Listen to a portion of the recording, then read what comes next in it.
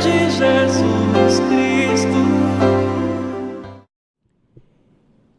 Meus queridos irmãos, meus amigos, companheiros dessa doutrina santa que abençoa nossas vidas, que possamos abrir nossos corações e os nossos ouvidos para percebermos os ensinamentos que a espiritualidade, por certo, haverá preparado para nós. Eu agradeço de coração a oportunidade de vir a esta casa mais uma vez. Vocês não sabem a alegria e a felicidade que inunda a minha alma quando aqui venho. Não só pelo reencontro dos companheiros amoráveis que aqui labutam, mas também por essa ambiência espiritual que aqui viceja, trabalhando em prol da divulgação dessa doutrina de amor. O tema que nos foi oferecido para esta noite é um tema de enorme importância, porque, como já havia dito certa feita Hermínio Miranda, o conhecimento da reencarnação e, consequentemente, da sobrevivência do espírito à morte do corpo físico será observada no futuro como um dos maiores equívocos que o conhecimento humano já teve. Porque, na realidade, o obstáculo que se tem criado para que esse conhecimento se divulgue, a obscuridade que se tem lançado sobre a ideia da reencarnação e a evidência científica e lógica e filosófica da sobrevivência da alma será considerado, como afirmou Hermínio, eu torno a repetir, um dos maiores equívocos já produzidos pelo conhecimento humano. E diz mais Hermínio Miranda, que esse véu que se lança sobre esse conhecimento, as dificuldades que se lançam para que essa luz se faça sobre a mente da humanidade, gera, na realidade, todos esses problemas que hoje estamos vivendo. O momento que vivemos atualmente é um momento de grande crise, de grande dificuldade. São as escolas que são destruídas, depredadas, os hospitais assaltados, as equipes de segurança sendo levadas às comunidades aonde o crime ocupava o território e tentando pacificar esses locais, mas ao mesmo tempo a violência crescendo no asfalto. É no trânsito, é na via pública, é no trabalho e também nos lares. É como se nós estivéssemos num grande Armagedon. Naquele campo de Josafá, onde a Escritura Sagrada, a Bíblia, os Evangelhos, vão dizer que se dará o embate final entre o bem e o mal. Naturalmente, numa linguagem simbólica, numa linguagem metafórica, para expressar um outro tipo de combate, um outro tipo de luta que está se estabelecendo gradativamente entre nós. Allan Kardec tem a oportunidade de dizer que neste momento, no momento da transição, que é este momento que estamos vivendo, os momentos finais dessa transição que já vem de longa data, se fazendo gradativamente, pois que em a natureza nada dá saltos, tudo é progressivo. Essa condição de transformação está revolvendo as entranhas da terra, mas, sobretudo, as entranhas da humanidade, da sociedade. Nunca se viu tanta pregação da palavra de Deus, nunca se viu tanta presença de Jesus nos locais, na justiça, na própria escola, nas universidades, nos lares, tanta proliferação de tantas casas ditas religiosas. E a própria ciência trabalhando em prol do tratamento, do cuidado das criaturas, utilizando para isso os conhecimentos da espiritualidade. Assim, vemos o mundo caminhar nesses dias. E apesar de todos esses esforços, nunca se viu tanta dificuldade, tanto problema, tanta luta. E Hermínio afirma, então, que o conhecimento da reencarnação, só o conhecimento da reencarnação, já retiraria da problemática sociológica, psicológica, mesológica e situacional do homem, praticamente todos esses embates.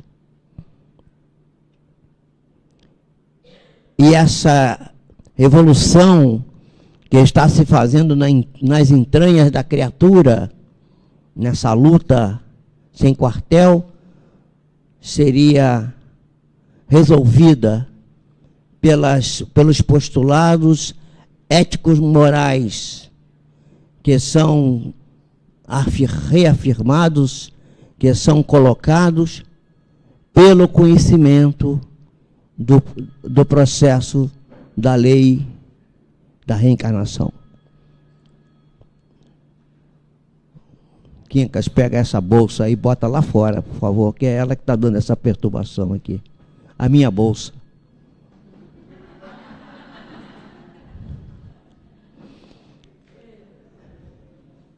Não é essa aí não, é a bolsa, aquela que você trouxe do carro, a grande. Mas ela está tocando aí. Bom, então, meus irmãos, essa atenção nós vamos perceber e vamos rever na página de abertura que foi lida hoje aqui, a página de Lázaro, que não é apenas uma página que vai tratar do amor como a síntese da doutrina de Jesus toda inteira, como ele abre, dizendo que o amor sintetiza a doutrina de Jesus toda inteira. Não é apenas o chamado de atenção para que Jesus matou a morte e vai nos dar o testemunho da sobrevivência da alma. E não é só o chamado para perceber que a primeira palavra foi lançada. E agora a segunda palavra que precisa ser atendida e buscada na sua essência, a reencarnação. E por que será que há tanta dificuldade desse entendimento? É sobre isso que nós vamos discutir.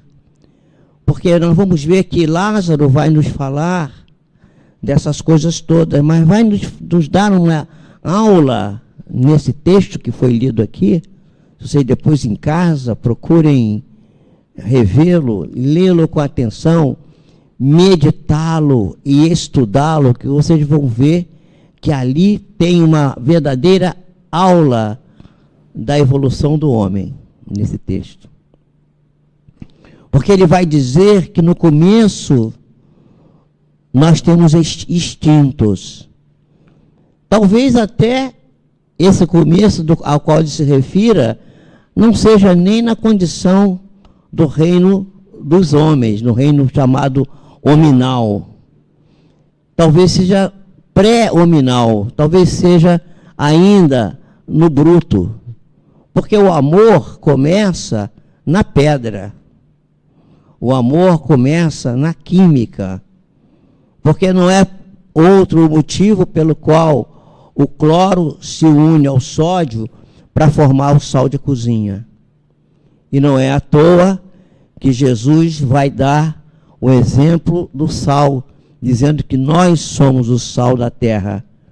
E que o sal, para funcionar, o sal, para agir, precisa desaparecer. Quando a gente usa o sal, ele se dilui na comida, se dilui no líquido, né, e desaparece. E aí ele passa a ser ativo, dando a noção da humildade. Então, primeiro somos extintos, depois, já evoluídos, uma certa evolução intelectual, mas decaídos, corrompidos, nós temos sensações. Nós temos as emoções, o sistema emocional. Depois vamos para a razão e mais adiante encontramos os sentimentos. Então ele faz uma escala a partir do instinto, passando pela sensação, pela emoção e chegando na razão e acima da razão o sentimento. E aí então vai dizer que o amor é a quintessência, o amor é a essência do sentimento, reúne as criaturas, funde as criaturas num só elemento e faz com que o indivíduo vença as dificuldades que deve superar durante a vida encarnada. Então, esse é a ideia, mas a ideia que queremos discutir, basicamente, é o motivo. Por que será que a gente não consegue fazer com que as criaturas, no geral, por que a gente não abre o Jornal Nacional e não vê lá assim, descobriu-se o espírito? Há um contínuo na vida, a vida não se interrompe, a vida é um contínuo. A vida é uma só, mas com várias incursões no corpo físico. Será que esse conhecimento ainda é totalmente desconhecido da maioria das criaturas? Ou será que ele tem sido escondido? É isso que a gente quer discutir.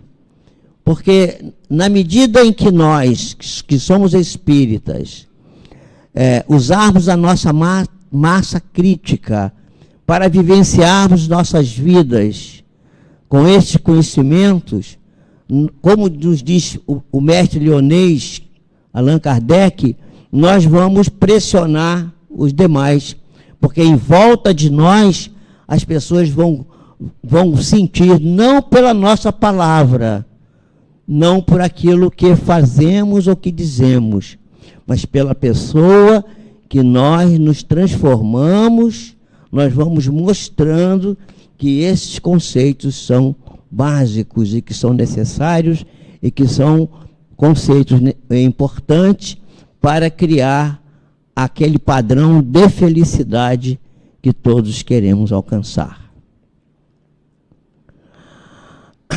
É Louis Pasteur que vai nos dizer que pouca ciência nos leva ao materialismo e muita ciência nos leva a Deus.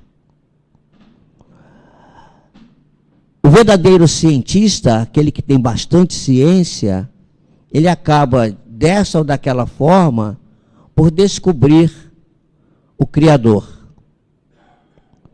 E os princípios que a doutrina espírita, nos quais a doutrina espírita se baseia, são princípios que começam com a ideia do Criador incriado, da inteligência suprema, causa primeira de todas as coisas. O princípio que vem logo numa ordem lógico-psíquica, a partir desse princípio, é o princípio da sobrevivência da alma, do contínuo da vida. E é impossível sermos felizes sem essa ideia da continuidade. A própria saúde, o próprio médico, no cuidado da saúde, fica limitado se ele não tem a ideia do contínuo da vida. Porque imaginem só que quando nós vemos, através do processo que se inicia no encontro do ovo, ou melhor, do óvulo, na trompa de Falópio com o espermatozoide, gerar o ovo que vai dar origem ao futuro embrião, que vai dar origem ao feto, que vai dar origem ao bebê, que todos nós fomos, um ser com uma condição trina, um ser que tem 3 elementos importantes voltados, constituídos na sua estrutura biopsíquico-espiritual, nós vamos verificar que este ser, que ali inicia a sua vida, ele tem um corpo espiritual, um corpo energético,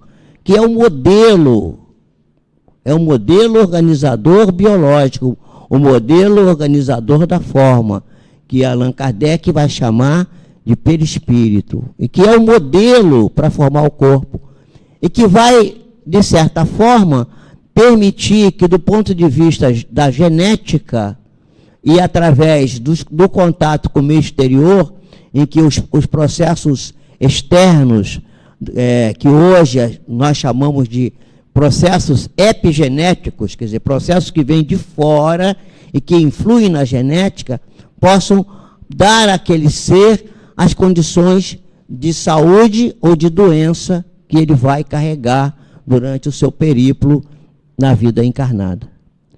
Imaginem se esse profissional que começa a cuidar dessa pessoa, se ele tivesse esse conceito da reencarnação e já tivesse essa ideia de que algumas das alterações ou possibilidades desse novo ser estariam já esculpidas na sua estrutura.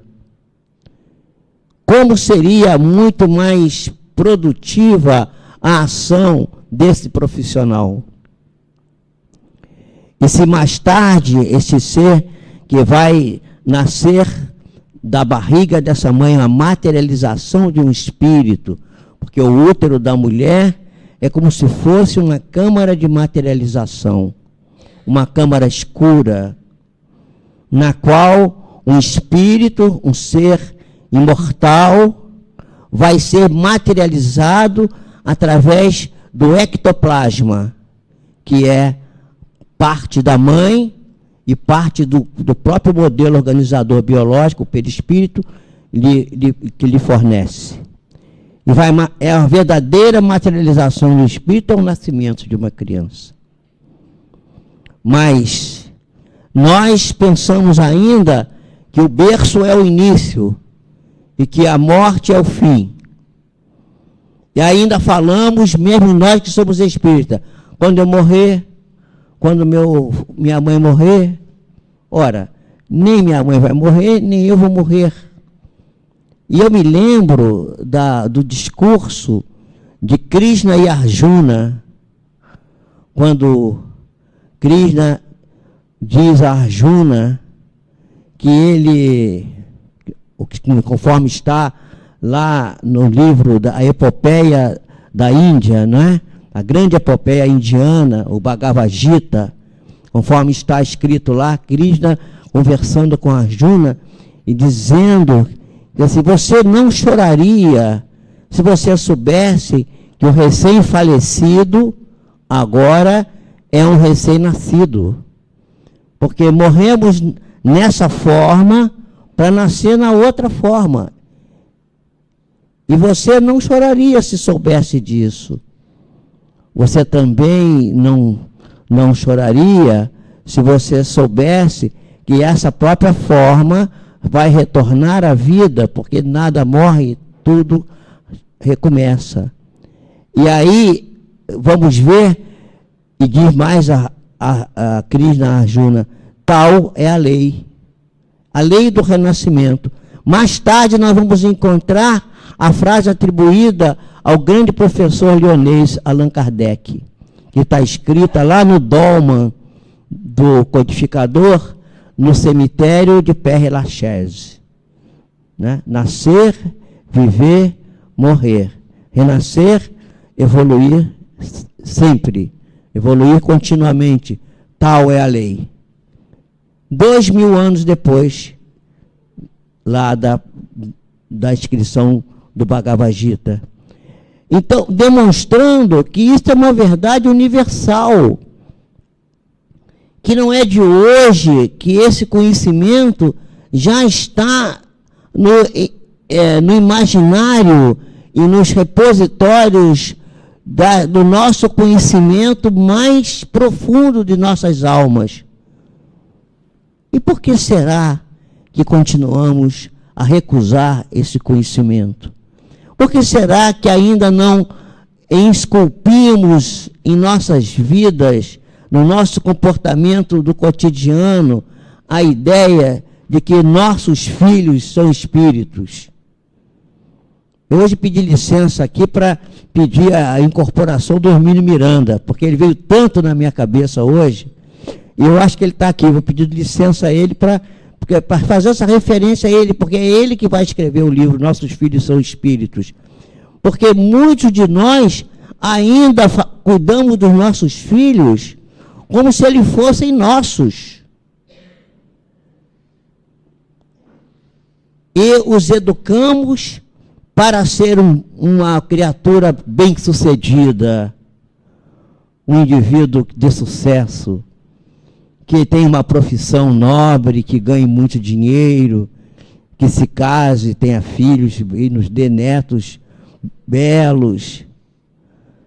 E muitas das vezes uma mãe chega no consultório com uma criança que até um mês era normal, e quando fez um mês desenvolveu uma síndrome gravíssima, uma lesão cerebral importante, sem nenhum trauma de parto, sem nenhuma doença durante o desenvolvimento fetal.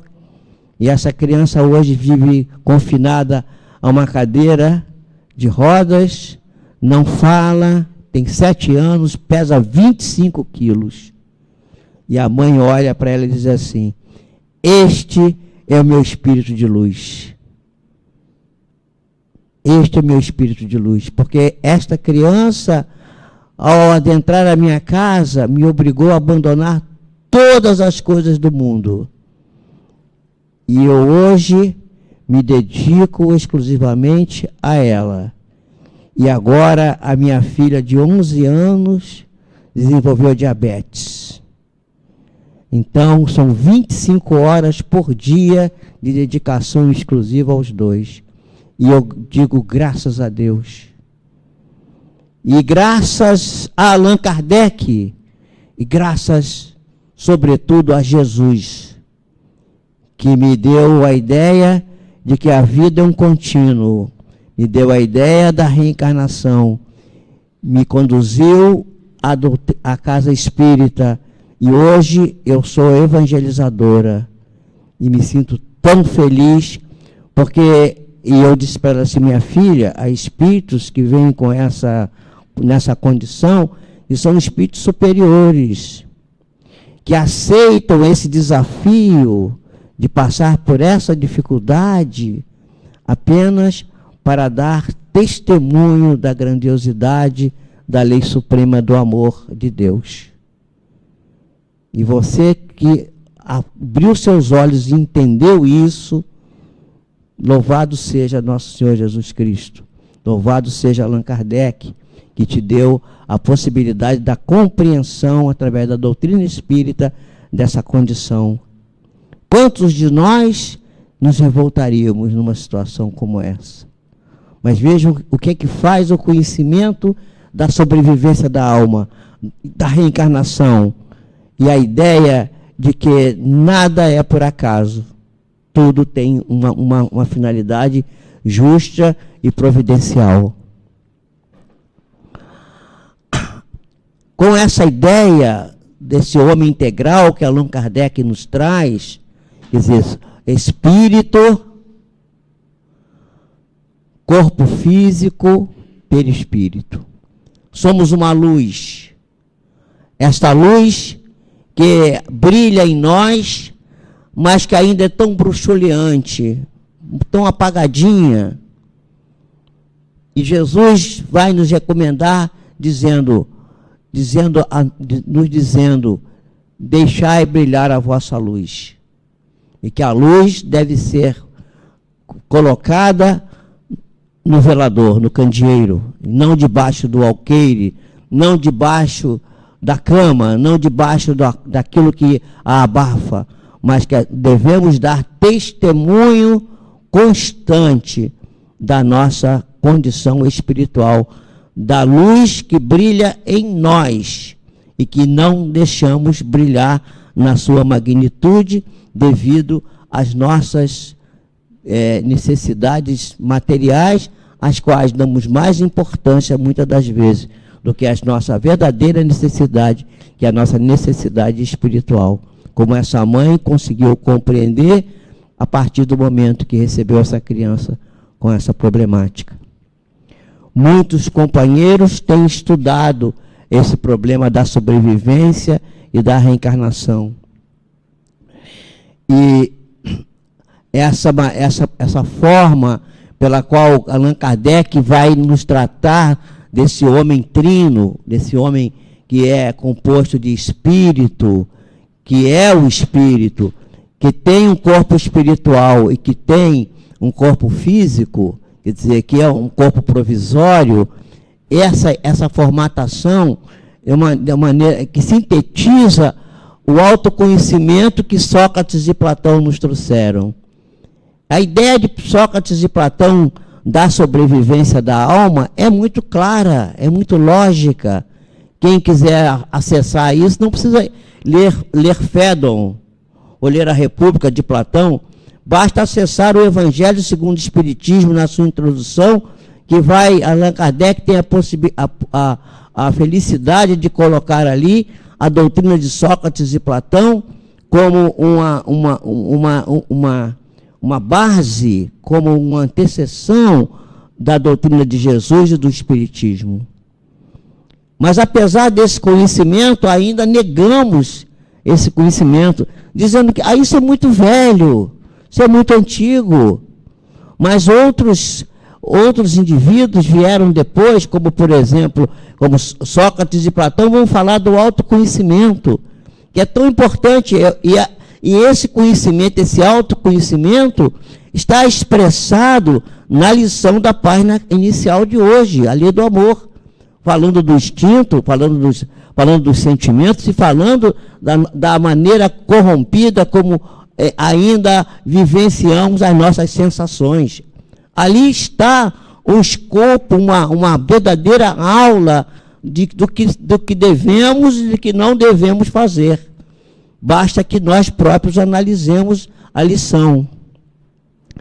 Então vem depois Aristóteles, que o autoconhecimento é o cuidar de si mesmo, cuidar de si próprio. Porque antes disso aí não havia o cuidado de si mesmo, o cuidado com a sua própria condição, o respeito por si mesmo. E quantas criaturas nos dias de hoje ainda não se respeitam? Ainda se comportam de forma a demonstrar uma situação ainda de desrespeito às leis naturais, desrespeitando a saúde, desrespeitando os cuidados consigo próprio. E mais tarde vem um outro filósofo, que é Aristóteles, e que vai falar da coisa que está fora, e vai falar do cuidado com o outro. E mais tarde ainda Jesus vem sintetizar esses dois projetos filosóficos do cuidado consigo mesmo e do cuidado com o outro, falando do amor integral, do amor incondicional, dizendo: amai-vos uns aos outros, como eu vos amei. Não façais aos demais o que não queres que vos façam. Façais aos outros o que queres que vos façam.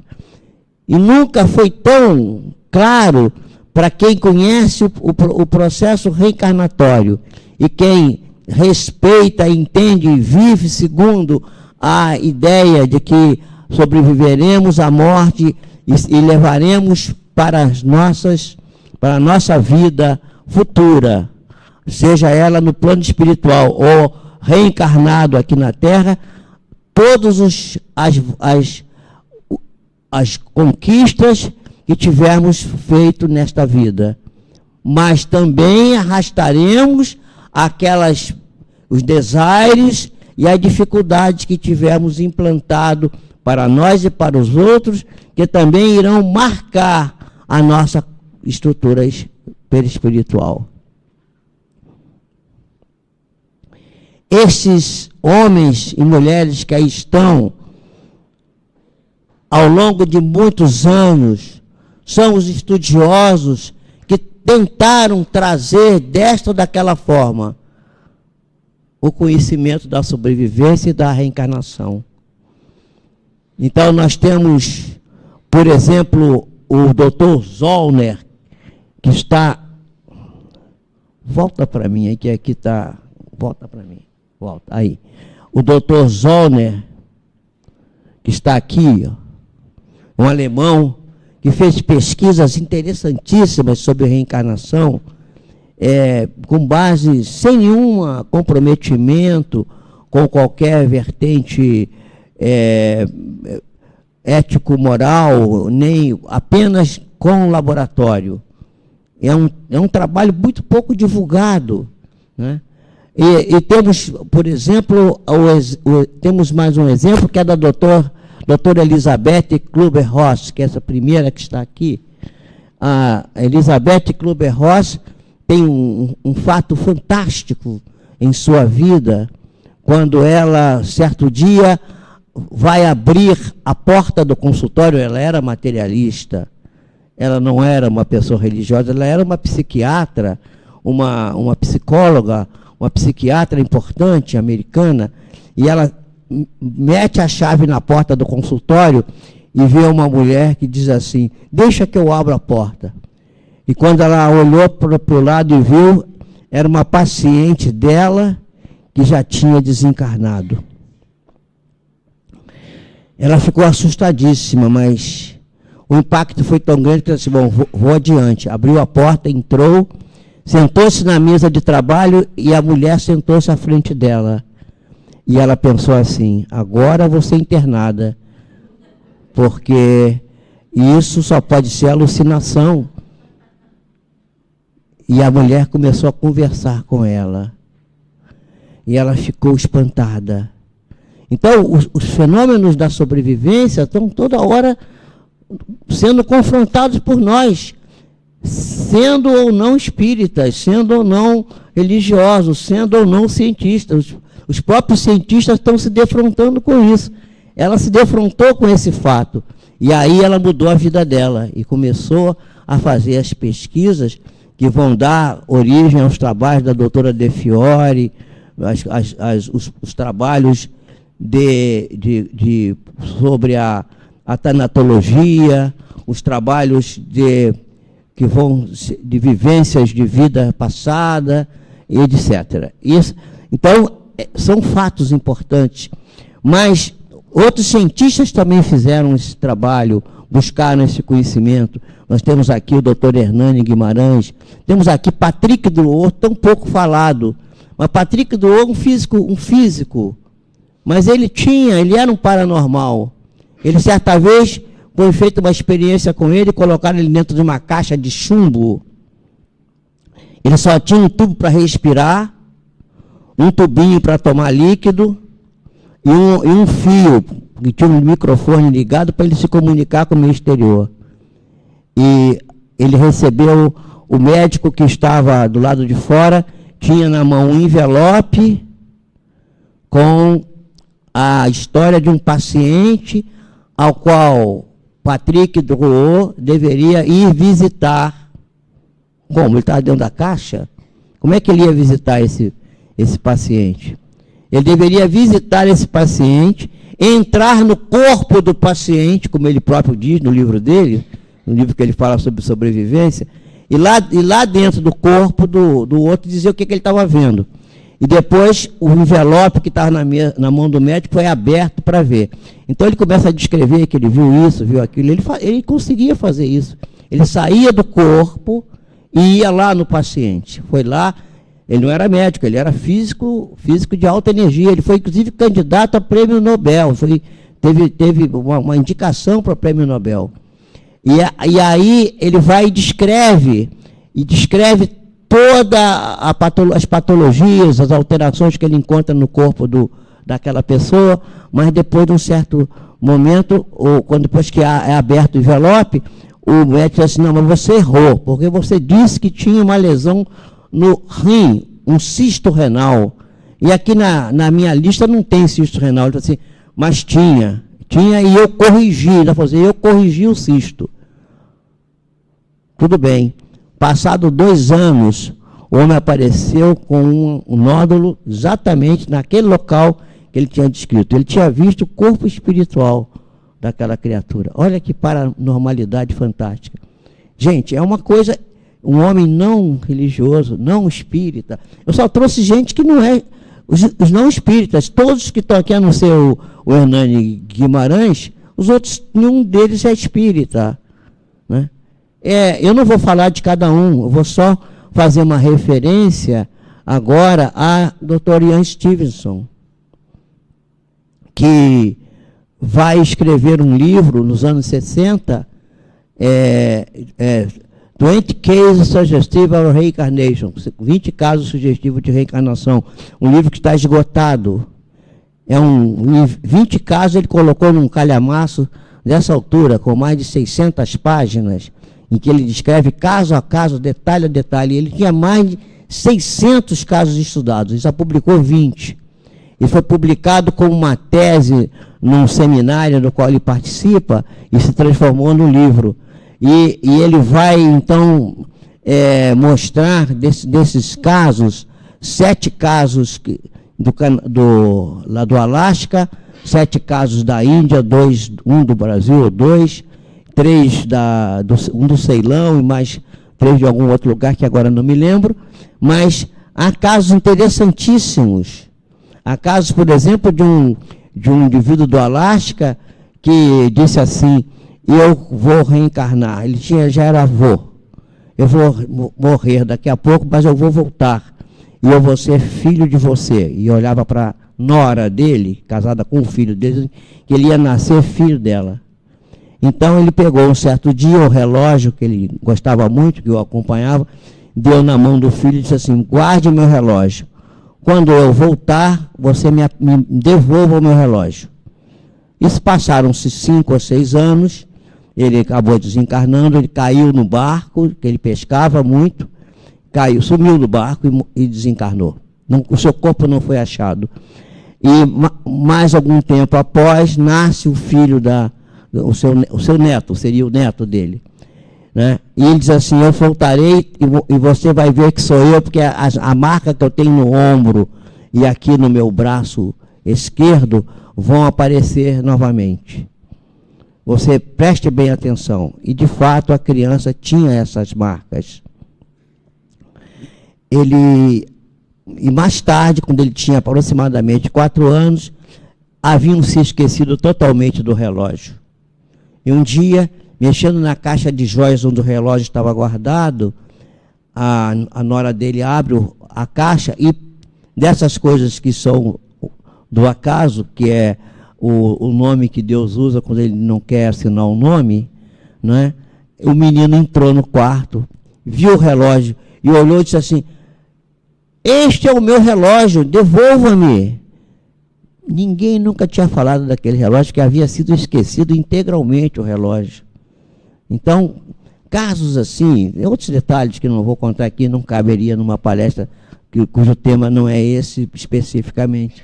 Só para a gente ver que toda hora essas coisas estão sendo pesquisadas por gente séria, por gente da universidade, mas infelizmente, apesar disso, ainda se cria obstáculos à compreensão clara e lógica desses assuntos.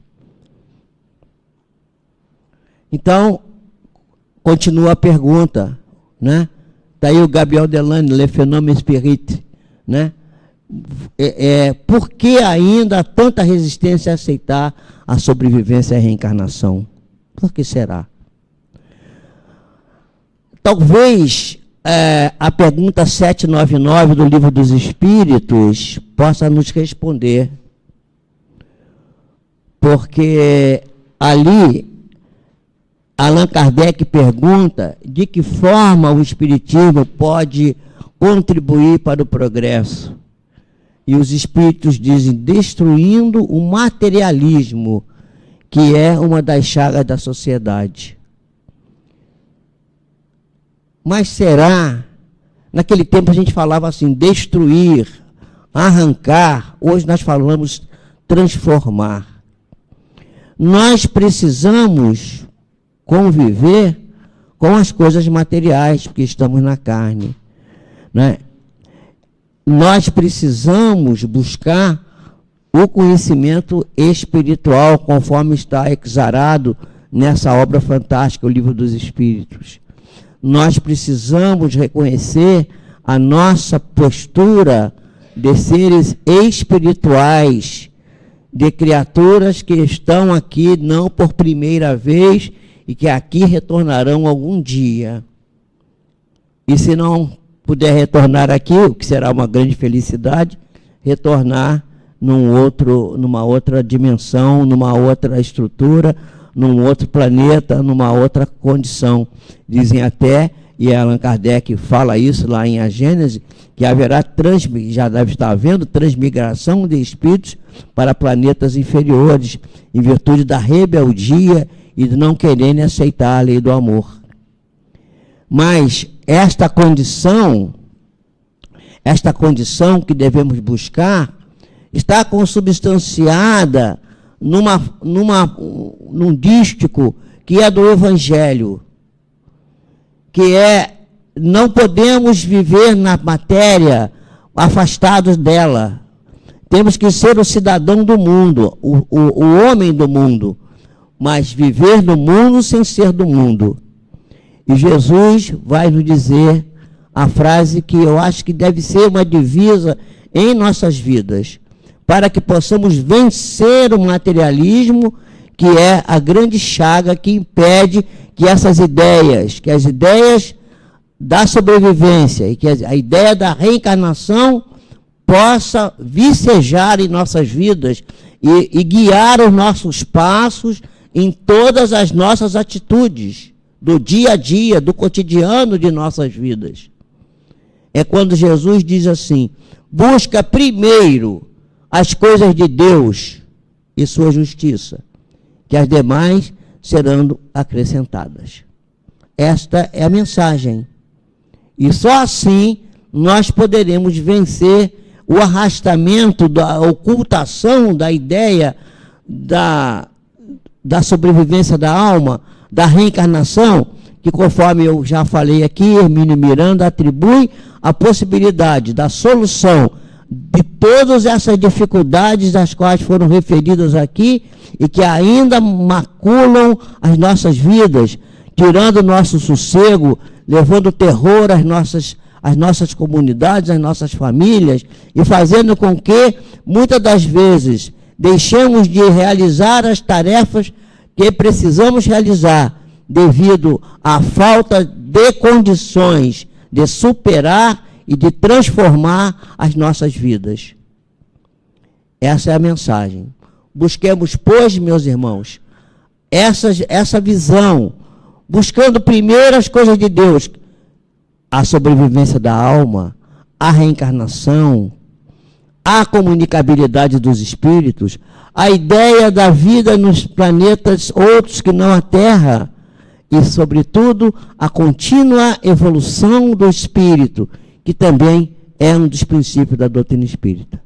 Busquemos, pois, primeiro as coisas de Deus, primeiro as coisas espirituais, e as demais virão sendo acrescentadas por misericórdia de Deus em nossas vidas.